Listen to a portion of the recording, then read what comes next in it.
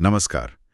आज हम भारत के लोकतंत्र के एक बेहद बेहद अहम हिस्से को काफी गहराई से देखने वाले हैं। नमस्कार। हम बात कर रहे हैं इलेक्शन कमीशन ऑफ इंडिया की, यानी भारत का चुनाव आयोग। हाँ, एक ऐसी संस्था जिसके बिना शायद हम अपने लोकतंत्र की कल्पना भी नहीं कर सकते। बिल्कुल।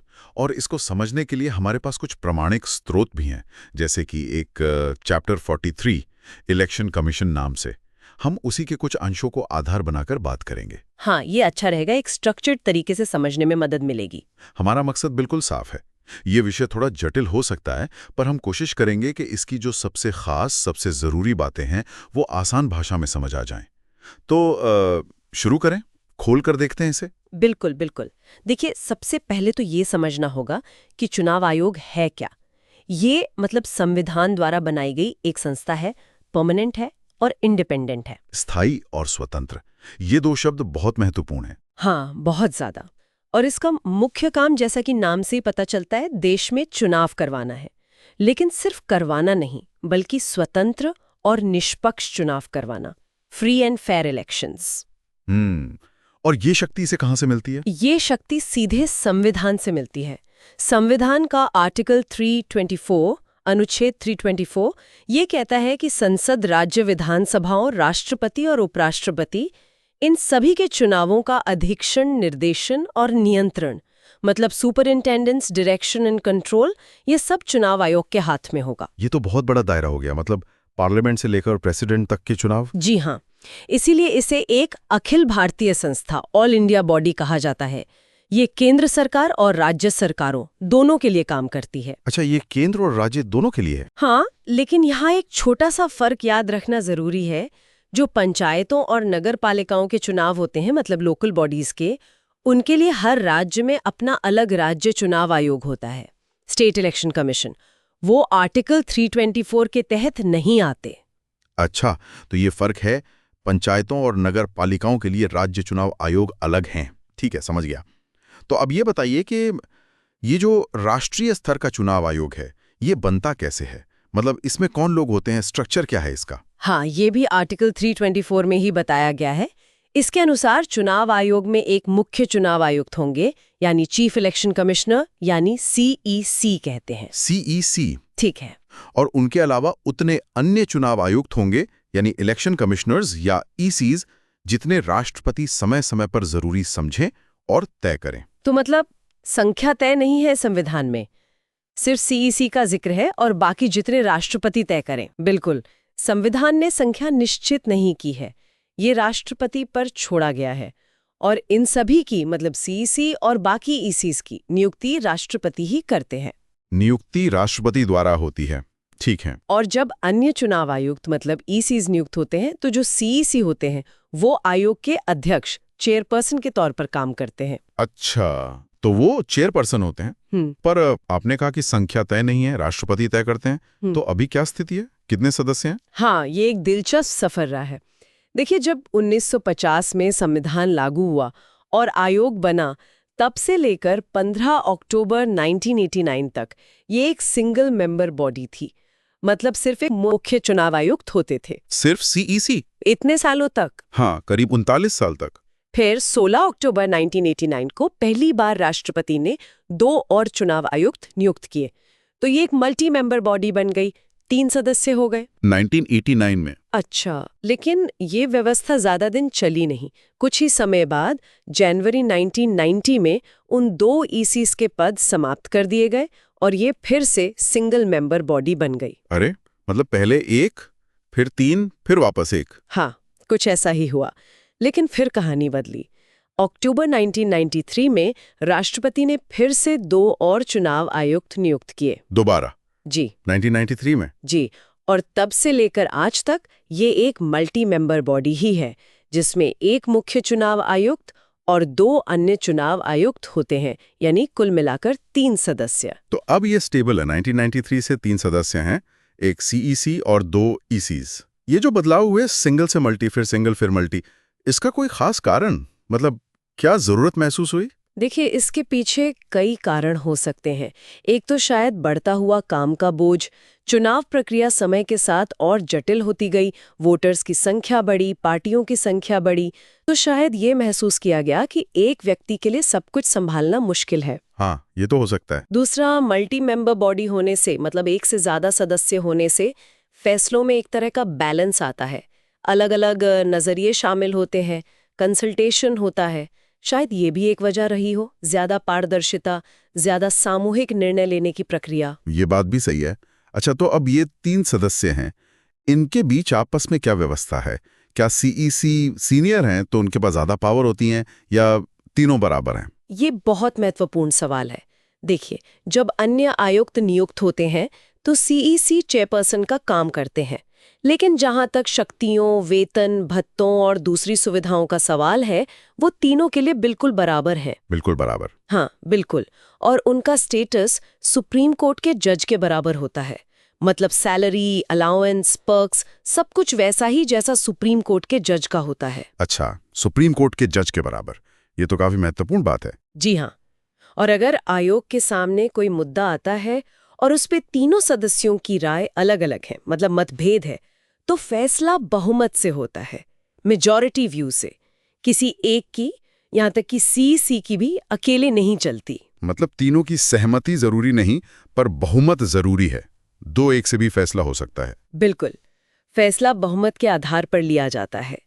इससे एक तरह का चेक्स एंड बैलेंसेस भी बना रहता है। ठीक है। और इनका कार्यकाल कितना होता है? कितने समय के लिए नियुक्त होते हैं? इनका कार्यकाल 6 साल का होता है, या फिर 65 वर्ष की आयु तक, जो भी पहले पूरा हो जाए। 6 साल या 65 साल, ठीक है। मतलब अगर कोई 62 साल की उम्र में नियुक्त होता है तो वो 65 में रिटायर हो जाएगा 3 साल बाद ही। और अगर कोई 55 में नियुक्त होता है तो पूरे 6 साल काम करेगा 61 की उम्र तक। एकदम सही समझा आपने। यही व्यवस्था है। और ये किसी भी समय राष्ट्रपति को अपना इस्तीफा सौंप सकते हैं, या फिर कार्यकाल पूरा होने से पहले उन्हें हटाया भी जा सकता है, जिसकी प्रक्रिया पर हम अभी बात करेंगे। हाँ, ये हटाने की प्रक्रिया वाला मुद्दा बहुत जरूरी है, खासकर जब हम आयोग की स्वतंत्रता की बात करते हैं। बिल्कुल। चलिए उसी पर आते हैं। देखिए, जैसा हमने शुरू में कहा था, स्वतंत्र और निष्पक्ष चुनाव के लिए आयोग का खुद स्वतंत्र होना, इंडिपेंडेंट होना बहुत ज्यादा जरूरी है। हाँ, अगर आयोग ही स्वतंत्र नहीं होगा, किसी के दबाव में होगा, तो फिर चुनाव निष्पक्ष कैसे होंगे? सही बात है। इसीलिए संविधान ने आयोग की स्वतंत्रता सुनिश्चित करने के लिए कुछ खास इंतजाम किए हैं, सेफगार्ड्स दिए हैं। क्या है वो इंतजाम? सबसे पहला और सबसे महत्वपूर्ण है मुख्य चुनाव आयुक्त की पद की सुरक्षा, security of tenure for the CEC. पद की सुरक्षा मतलब ये कि उन्हें आसानी से हटाया नहीं जा सकता। उनको हटाने का तरीका और आधार बिल्कुल वही है जो सुप्रीम कोर्ट के जज को हटाने का है। सुप्रीम कोर्ट के जज वाला तरीका? वो तो काफी मुश्किल प्रक्रिया है। हाँ, बहुत मुश्किल। इसके लिए संसद के दोनों सदनों, लोकसभा और राज्यसभा, दोनों में एक प्रस्ताव पारित करना होता है। और वो भी साधारण बहुमत से नहीं, बल्कि विशेष बहुमत से, स्पेशल मेजॉरिटी चाहिए होती है। विशेष बहुमत मतलब सदन की कुल सदस्य संख्या का बहुमत, और साथ ही सदन में उपस्थित और मतदान करने वाले सदस्यों का कम से कम 2/3 बहुमत। ये काफी कठिन है हासिल करना। हाँ, ये तो है। और सिर्फ प्रस्ताव पारित होने से हट जाएंगे, या कोई आधार भी होना चाहिए? नहीं, आधार भी होना चाहिए। और आधार भी वही है जो सुप्रीम कोर्ट के जज के लिए है, साबित कदाचार या अक्षमता। मतलब पहले आरोप साबित होने चाहिए। साबित कदाचार या अक्षमता?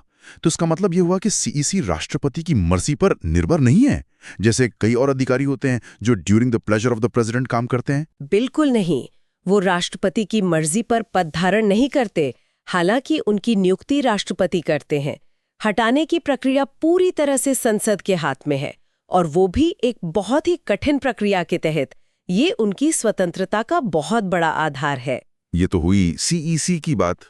उनकी पद की सुरक्षा तो काफी मजबूत है। दूसरा कोई इंतजाम? दूसरा इंतजाम है उनकी सेवा शर्तों को लेकर।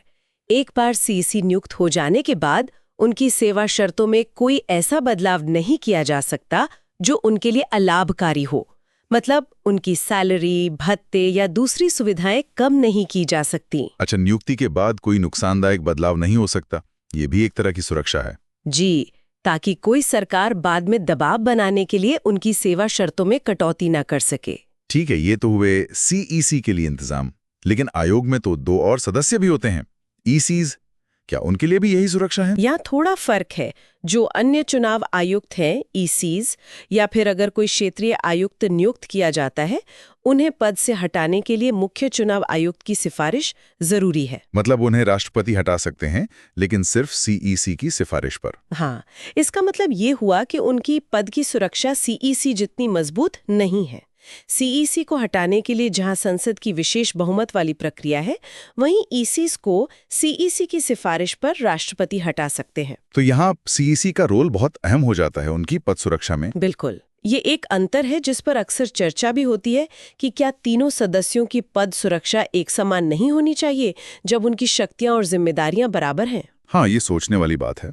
अच्छा, स्वतंत्रता को लेकर संविधान में और भी कुछ है, या कुछ ऐसी बातें हैं जो संविधान में नहीं हैं पर महत्वपूर्ण हैं? हाँ, कुछ बातें ऐसी भी हैं जिनका जिक्र संविधान में नहीं है और वो कभी-कभी आलोचना का विषय भी बनती है। जैसे संविधान ने आयोग के सदस्यों की योग्यता निर्धारित नहीं की है। मतलब कानूनी, शैक्षणिक, प्रशासनिक या न्यायिक किस तरह की योग्यता होनी चाहिए, ये नहीं बताया गया है। अच्छा, कोई क्वालिफिकेशन मेंशन नहीं है? नहीं। दूसरी बात, संविधान ने ये भी स्पष्ट नहीं किया है कि आयोग के सदस्यों का कार्यकाल कितना होगा। कार्यकाल तो बता दिया, 6 साल या 65 साल, लेकिन ये नहीं बताया कि टर्म्स कितने हो सकते हैं। क्या कोई रीअपॉइंटमेंट हो सकता है? इस पर संविधान चुप है। और एक और बात जो अक्सर उठती है, हाँ, वो ये कि संविधान ने रिटायर होने के बाद चुनाव आयुक्तों को सरकार में कोई और पद लेने से रोका नहीं है। मतलब रिटायरमेंट के बाद वो कोई दूसरी सरकारी नियुक्ति ले सकते हैं। तो इस पर क्या आपत्ति होती है? आपत्ति ये होती है कि अगर किसी आयुक्त को ये उम्मीद हो कि रिटायरमेंट के बाद उसे सरकार कोई पद दे सकती है, तो शायद वो कार्यकाल के दौरान सरकार के प्रति उतना निष्पक्ष न रह पाए। एक तरह से ये स्वतंत्रता पर असर डाल सकता है। हालांकि ऐसा कोई जरूरी नहीं है, पर ये एक संभावित चिंता है। समझ गया। तो ये कुछ पहलू हैं जिन पर संविधान स्पष्ट नहीं है या जिन पे बहस होती है। जी, लेकिन हाल ही में आयोग की स्वतंत्रता, खासकर नियुक्ति प्रक्रिया को लेकर सुप्रीम कोर्ट ने एक बहुत ही महत्वपूर्ण फैसला दिया है। हाँ, मैंने सुना था। वो अनूप वरणवाल केस है ना? बिल्कुल। अनूप वरणवाल बनाम भारत संघ मामला 2023 का। इसमें सुप्रीम कोर्ट ने नियुक्ति प्रक्रिया को लेकर एक बड़ा निर्देश दिया। क्या निर्देश था वो? कोर्ट ने कहा कि जब तक संसद इस विषय पर कोई कानून नहीं बना देती, तब तक मुख्य चुनाव आयुक्त और अन्य चुनाव आयुक्तों की नियुक्ति राष्ट्रपति एक समिति की सिफारिश पर करेंगे। एक समिति? कौन होगा इस समिति में? इस समिति में 3 सदस्य होंगे। भारत के प्रधानमंत्री, लोकसभा में विपक्ष के नेता और भारत के मुख्य न्यायाधीश। प्रधानमंत्री, लोकसभा और सीजेआई, ये तीनों मिलकर सिफारिश करेंगे और फिर राष्ट्रपति नियुक्ति करेंगे। हाँ, कोर्ट का मकसद ये था कि नियुक्ति प्रक्रिया में कार्यपालिका का अकेला दखल ना हो। एक हाई पावर कमेटी हो जिसमें विपक्ष और न्यायपालिका की भी भूमिका हो, ताकि आयोग की स्वतंत्रता और निष्पक्षता पर किसी तरह का सवाल न उठे। ये तो बहुत बड़ा कदम है। मतलब जब तक संसद कानून नहीं बनाती तब तक ये व्यवस्था लागू रहेगी? जी, सुप्रीम कोर्ट का यही निर्देश था। इसका उद्देश्य यही है कि नियुक्ति प्रक्रिया को और पारदर्शी और संतुलित बनाया जाए, ताकि आयोग कार्यपालिका के किसी भी संभावित दबाव से मुक्त होकर काम कर सके। तो ये सारे इंतजाम मिलकर, मतलब सीईसी की पद सुरक्षा, सेवा शर्तों की सुरक्षा और अब ये नियुक्ति प्रक्रिया में समिति की भूमिका, ये सब मिलकर आयोग की स्वतंत्रता को मजबूत करते हैं। हाँ, ये सब मिलकर आयोग को वो ताकत और स्वतंत्रता देते हैं जो उसे अपना संवैधानिक दायित्व निभाने के लिए जरूरी है। ठीक है, ये स्वतंत्रता वाला पहलू तो काफी विस्तार से समझ आ गया। अब जरा ये बताइए कि ये स्वतंत्र और शक्तिशाली आयोग असल में करता क्या है? मतलब इसकी शक्तियां और कार्य क्या हैं, पावर्स एंड फंक्शंस? हाँ, अब आते हैं इसके काम पर। आयोग के काम बहुत ज्यादा हैं और बहुत ही महत्वपूर्ण हैं। इनको हम समझने के लिए मोटे तौर पे 3 कैटेगरी में बांट सकते हैं। 3 कैटेगरी कौन सी? एक है प्रशासनिक कार्य, एडमिनिस्ट्रेटिव फंक्शंस, दूसरी है सलाहकारी कार्य, एडवाइजरी फंक्शंस, और तीसरी है अर्ध न्यायिक कार्य, क्वाजी जुडिशियल फंक्शंस। प्रशासनिक, सलाहकारी और अर्ध न्यायिक। ठीक है, एक एक करके समझते हैं। पहले प्रशासनिक कार्य। हाँ, प्रशासनिक कार्यों में सबसे पहले तो आता है चुनाव क्षेत्रों का परिसीमन करना। मतलब देश भर में लोकसभा और विधानसभा सीटों की सीमाएं तय करना। हालांकि ये काम सीधे आयोग नहीं करता, इसके लिए डिलिमिटेशन कमीशन बनता है, पर आयोग का इसमें अहम रोल रहता है। अच्छा, सीमाओं का निर्धारण फिर सबसे जरूरी काम मतदाता सूची तैयार करना और उसे समय समय पर अपडेट करना, यानी इलेक्टोरल रोल्स बनाना और रिवाइज करना। ये सुनिश्चित करना कि सभी योग्य नागरिक वोटर के तौर पर रजिस्टर्ड हो और जो योग्य नहीं है उनके नाम हटाए जाएं। हाँ, ये तो बहुत बड़ा काम है। हर चुनाव से पहले ही होता है? बिल्कुल। फिर चुनाव की तारीखें और पूरा कार्यक्रम घोषित करना, शेड्यूल अनाउंस करना, कब नॉमिनेशन फाइल होंगे, कब स्क्रूटनी होगी, कब वोटिंग होगी, कब काउंटिंग होगी, ये सब तय करना। मतलब चुनाव का पूरा टाइम टेबल बनाना। जी। फिर नामांकन पत्रों की जांच करना, देखना कि जो उम्मीदवार खड़े हो रहे हैं वो योग्य है या नहीं, उन्होंने सारी शर्तें पूरी की हैं या नहीं। ठीक है, ये तो हुए चुनाव की तैयारी और प्रक्रिया से जुड़े काम। पार्टियों से जुड़े काम भी हैं क्या? हाँ, बिल्कुल है। राजनीतिक दलों को मान्यता देना, मतलब किस पार्टी को राष्ट्रीय दल, नेशनल पार्टी का दर्जा मिलेगा, किसको राज्य स्तरीय दल, स्टेट पार्टी का, ये आयोग तय करता है। इसके लिए कुछ शर्तें होती हैं। अच्छा, ये मान्यता देना भी आयोग का काम है। और मान्यता देने के साथ साथ उन्हें चुनाव चिन्ह आवंटित करना, इलेक्शन सिंबल्स देना। जैसे हर पार्टी का अपना एक सिंबल होता है, वो आयोग ही अलॉट करता है। हाँ, ये सिंबल तो बहुत जरूरी होते हैं पहचान के लिए। बिल्कुल। और चुनावों के दौरान सबसे ज्यादा चर्चा में रहने वाला काम आदर्श आचार संहिता लागू करना, model code of conduct. Model code of conduct, हाँ, इसके बारे में तो बहुत सुनते हैं। ये क्या होता है? ये बेसिकली नियमों का एक सेट है जो राजनीतिक दलों और उम्मीदवारों को चुनाव प्रक्रिया के दौरान पालन करना होता है, ताकि चुनाव प्रचार सही तरीके से हो, सरकारी मशीनरी का दुरुपयोग न हो, कोई भड़काऊ भाषण न दे, वोटर्स को लालच न दिया जाए, वगैरह वगैरह। तो ये नियम आयोग बनाता है और लागू करवाता है? हाँ, ये आयोग द्वारा जारी की जाती है और इसका पालन करवाना भी आयोग की जिम्मेदारी है। हालांकि इसकी कानूनी स्थिति पर बहस होती रहती है, पर व्यवहार में इसका काफी असर होता है। ये तो हुए प्रशासनिक काम। अब वो दूसरी कैटेगरी क्या थी? सलाहकारी। हाँ, सलाहकारी भूमिका, एडवाइजरी रोल। इसमें आयोग कुछ मामलों पर सलाह देता है। जैसे अगर संसद के किसी सदस्य एमपी की अयोग्यता का सवाल उठता है चुनाव के बाद, तो राष्ट्रपति इस मामले पर चुनाव आयोग से सलाह लेते हैं। अच्छा, एमपी की डिस्क्वालिफिकेशन पर राष्ट्रपति सलाह लेते हैं? हाँ, और अगर राज्य विधानमंडल के किसी सदस्य एमएलए या एमएलसी की अयोग्यता का सवाल उठता है, तो उस राज्य के राज्यपाल आयोग से सलाह लेते हैं और ये सलाह राष्ट्रपति या राज्यपाल के लिए बाध्यकारी होती है, बाइंडिंग होती है। तो ये सलाह काफी महत्वपूर्ण है। ठीक है। और तीसरी कैटेगरी थी अर्धन्यायिक, क्वाजी जुडिशियल। इसका क्या मतलब है? अर्धन्यायिक मतलब कुछ मामलों में आयोग एक अदालत की तरह काम करता है, फैसले सुनाता है। अदालत की तरह? किन मामलों में? खासकर राजनीतिक दलों को मान्यता देने या चुनाव चिन्ह आवंटित करने से जुड़े विवादों में। जैसे मान लीजिए किसी पार्टी में दो गुट हो जाते हैं और दोनों कहते हैं कि असली पार्टी हमें और चुनाव चिन्ह हमें मिलना चाहिए। हाँ, ऐसा तो कई बार हुआ है। तो ऐसे मामलों का निपटारा चुनाव आयोग करता है। वो दोनों पक्षों को सुनता है, सबूत देखता है और फिर फैसला देता है कि किस गुट को पार्टी का नाम और सिंबल मिलेगा। ये एक तरह का न्यायिक कार्य है। समझ गया। तो ये इसके मुख्य काम हो गए, प्रशासनिक, सलाहकारी, अर्धन्यायिक। इनके अलावा भी कुछ शक्ति हैं? हाँ, कुछ और भी महत्वपूर्ण शक्तियां हैं। जैसे अगर चुनाव के दौरान कहीं बूथ कैप्चरिंग, हिंसा, धांधली या किसी और अनियमितता की शिकायत आती है या कोई प्राकृतिक आपदा आ जाती है, तो आयोग उस पोलिंग स्टेशन या यहाँ तक कि पूरे चुनाव क्षेत्र में चुनाव रद्द कर सकता है या स्थगित कर सकता है। चुनाव रद्द करने का अधिकार भी है? जी हाँ, निष्पक्षता सुनिश्चित करने के लिए बहुत जरूरी शक्ति है। इसके अलावा चुनाव कराने के लिए जरूरी स्टाफ की नियुक्ति करना, राष्ट्रपति या राज्यपाल से इसके लिए अनुरोध करना, पूरे देश में चुनाव प्रक्रिया की निगरानी के लिए मशीनरी तैनात करना, ये सब भी आयोग के काम में शामिल हैं। बाप रे, ये तो सच में बहुत बहुत बड़ी और फैली हुई जिम्मेदारियां हैं। पूरे देश की चुनावी प्रक्रिया का संचालन और नियंत्रण। बिल्कुल, ये बहुत ही विशाल और जटिल काम है।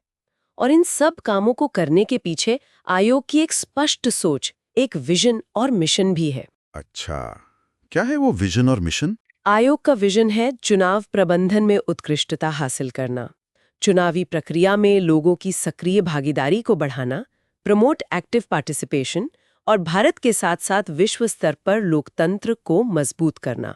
उत्कृष्टता, भागीदारी और लोकतंत्र को मजबूती, ये तो काफी ऊंचे लक्ष्य हैं। जी, और इस विजन को पाने के लिए उनका मिशन है अपनी स्वतंत्रता, स्वायत्तता और अखंडता को बनाए रखना, maintain independence, autonomy and integrity. ये सुनिश्चित करना कि चुनाव प्रक्रिया सभी के लिए सुलभ हो, समावेशी हो और नैतिक भागीदारी को बढ़ावा मिले। Ensure accessibility, inclusivity and ethical participation. स्वतंत्रता, अखंडता, पहुंच, समावेशिता, नैतिकता, ये सब। हाँ, साथ ही अपने काम में व्यावसायिकता और पारदर्शिता के उच्चतम मानक अपनाना और पूरी चुनावी प्रक्रिया में लोगों का विश्वास मजबूत करना। तो ये मूल्य हैं जिनके आधार पर वो काम करते हैं। बिल्कुल। और इन सबके पीछे मार्गदर्शक सिद्धांत है, गाइडिंग प्रिंसिपल्स, जो हमारे संवैधानिक मूल्यों से आते हैं, जैसे समानता, निष्पक्षता, स्वतंत्रता और कानून का शासन। आयोग अपने हर काम में इन सिद्धांतों को बनाए रखने की कोशिश करता है। ये जानना बहुत जरूरी था कि सिर्फ काम ही नहीं बल्कि उन कामों के पीछे एक सोच, एक दर्शन भी है। हाँ, ये आयोग के कामकाज को एक दिशा और एक नैतिक आधार देता है। तो कुल मिलाकर हमने आज चुनाव आयोग के बारे में काफी गहराई से बात की। हमने समझा कि ये कैसे बनता है, इसका स्ट्रक्चर क्या है, कैसे सिंगल मेंबर से मल्टी मेंबर बना। हाँ, और सबसे जरूरी, इसकी स्वतंत्रता क्यों इतनी महत्वपूर्ण है और संविधान ने उसे कैसे सुनिश्चित करने की कोशिश की है। वो पद की सुरक्षा, सेवा शर्तें और अब सुप्रीम कोर्ट के निर्देश के बाद नियुक्ति प्रक्रिया। बिल्कुल। और फिर हमने इसकी विशाल शक्तियों और कार्यों को देखा, प्रशासनिक, सलाहकारी, अर्धन्यायिक, वोटर लिस्ट बनाने से लेके चुनाव कराने, पार्टियों को मान्यता देने और विवाद सुलझाने तक। और आखिर में उसका विजन, मिशन और वो सिद्धांत जिन पर ये पूरी संस्था टिकी है। वाकई ये कहना गलत नहीं होगा कि चुनाव आयोग हमारे चुनावी लोकतंत्र की रीढ़ की हड्डी है, बैकबोन है। निश्चित रूप से ये एक जटिल संस्था है जिसके सामने हमेशा नई चुनौतियां आती रहती हैं, लेकिन ये लगातार विकसित हो रही है और अपना महत्वपूर्ण काम कर रही है। हाँ, ये बात सही है। तो आज की इस चर्चा के बाद मेरे मन में एक सवाल आ रहा है जिस पर शायद हमारे सुनने वाले भी सोच सकते हैं। जरूर, क्या सवाल है? सवाल ये है कि आने वाले समय में जैसे जैसे टेक्नोलॉजी और तेजी से बदल रही है, सोशल मीडिया का प्रभाव बढ़ रहा है और नई तरह की सामाजिक और राजनीतिक चुनौतियां सामने आ रही हैं, इन सब का चुनाव आयोग के कामकाज पर, उसके तरीकों पर और खासकर उसकी स्वतंत्रता पर क्या असर पड़ सकता है? ये बहुत ही प्रासंगिक सवाल है। टेक्नोलॉजी जहां एक तरफ मदद कर सकती है, वहीं नई चुनौतियां भी पैदा कर सकती है, जैसे fake news, data privacy, social media का रेगुलेशन। हाँ, और क्या आयोग इन बदलती चुनौतियों का सामना करने के लिए तैयार है? उसकी स्वतंत्रता को बनाए रखने के लिए क्या नए उपायों की जरूरत पड़ सकती है? ये ऐसे सवाल हैं जिन पर लगातार विचार विमर्श होते रहना चाहिए, आयोग को भी और हम सब को भी। बिल्कुल। तो इस विचार के साथ आज की ये बातचीत यहीं समाप्त करते हैं। अगली बार फिर मिलेंगे एक नए विषय पर, इसी तरह की गहरी पड़ताल के साथ। जरूर। नमस्कार। नमस्कार।